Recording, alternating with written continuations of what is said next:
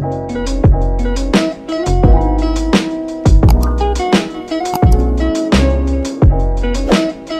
kalau mau masuk ke kamar mandi itu harus baca doa dan jangan lama-lama kalau di dalam. Takutnya kayak cerita ini nih.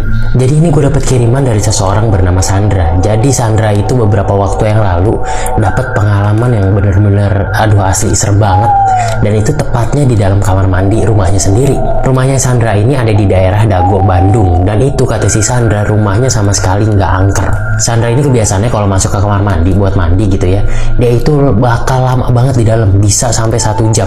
Soalnya dia itu main handphone. Sebenarnya orang tuanya Sandra ini udah sering ngingetin ke dia nih, jangan lama-lama di dalam. Soalnya kamar mandi itu adalah salah satu tempat yang benar-benar disukain sama jin.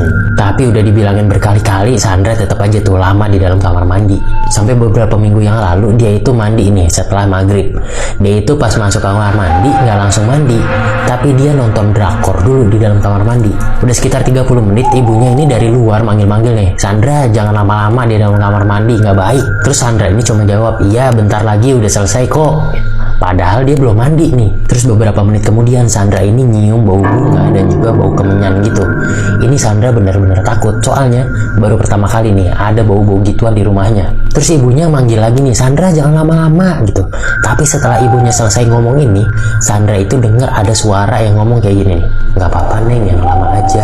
Wah, di situ Sandra ini benar-benar kaget, soalnya Sandra itu benar-benar dengar suara itu walaupun kecil ya. Terus suaranya itu parau tapi benar-benar nyeremin banget. Dia ini langsung lihat sekeliling nih.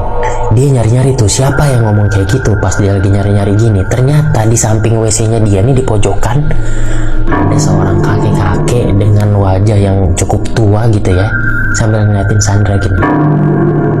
Wah, Sandra di situ langsung teriak terus langsung lari keluar tuh. Asli, kata Sandra setelah itu dia itu sedikit trauma masuk ke kamar mandi.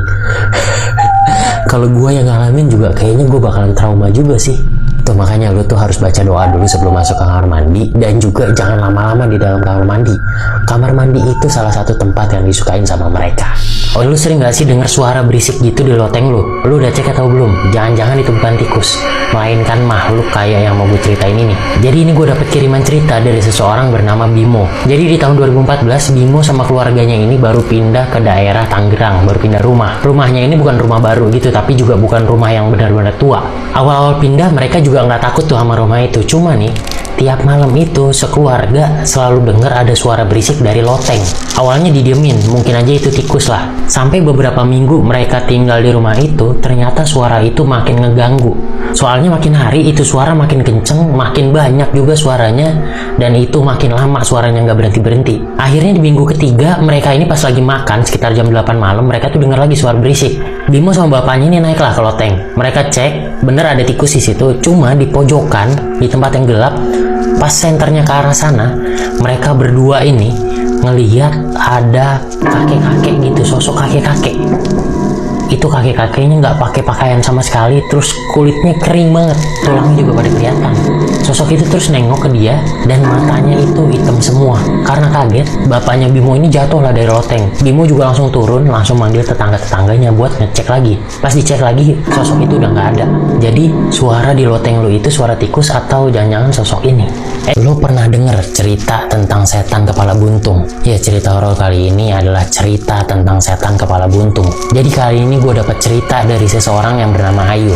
Ini nama samaran ya. Ayu ini bisa dibilang sebagai orang yang cukup sensitif. Dia itu udah sering dapat gangguan dan cerita-cerita horor, bahkan sampai ngelihat sosok-sosoknya. Jadi ceritanya pada saat itu rumah Ayu ini kedatangan kakak sepupunya. Kita sebut aja namanya Dewi. Dewi ini udah lama banget nggak ke rumah Ayu karena dia itu tinggal di luar kota. Dia memutuskan buat nginep di rumah Ayu karena dia itu sekalian buat ngelayat abah, sebutan buat kakeknya yang udah meninggal seminggu lalu. Pada saat itu dia nggak bisa datang karena masih ada keperluan di sana. Pada saat itu Dewi ini lagi hamil 4 bulan. Dewi ini nyampe ke rumah Ayu pas masih siang. Di situ tuh ngobrol seru banget tuh. Emang Dewi ini kalau udah ngobrol tuh seru banget orangnya. Tapi tiba-tiba sekitar jam 6:30 malam atau habis maghrib, sikap Dewi langsung berubah total. Mukanya itu kayak orang ketakutan, bahkan nggak berani ditinggal sendirian sama sekali. Ayu pergi ke WC pun dia itu ikut masuk. Ayu lalu tuh nanya nih, kamu kenapa sih? Dewi ini jawab, itu di depan ada sosok yang mau masuk ke aku. Beberapa saat kemudian Dewi itu makin ketakutan tuh. Dia sampai bilang tuh, itu pintu depan jangan sampai kebuka ya.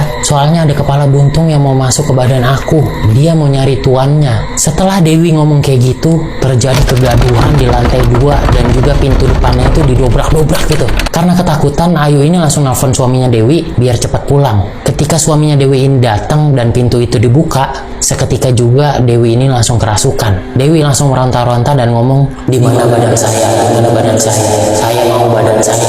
Lalu mereka memanggil Ustadz buat menyadarkan Dewi. Setelah Ustadznya ini datang, Ustadz itu berusaha buat menyadarkan Dewi, tapi susah banget. Makhluk itu nggak mau keluar dan terus nyariin tuannya. Kata makhluk ini, tuannya itu udah ingkar janji dan nggak pernah ngasih dia makan. Ternyata setan kepala buntung ini adalah piaraan seseorang dan dia digunakan untuk pesugihan. Tapi karena pesugihannya ini nggak berhasil, setan ini nggak dikasih makan, terus nggak lama dibuang sama pemiliknya. Akhirnya setan itu berdiam diri di tiang listrik samping rumah Ayu. Setelah dilakukan berbagai cara, akhirnya setan itu berhasil dikeluarkan dari tubuh Dewi. Tapi pada saat itu ternyata Ayu ini ingat kalau dia itu pernah ngelihat setan kepala buntung di sekitar rumahnya. Mungkin aja ini adalah setan yang sama. Ya, walaupun setan itu berada di tiang listrik dekat rumah Ayu, alhamdulillahnya sama sekali nggak ada kecelakaan di situ atau tumbal gitulah ya.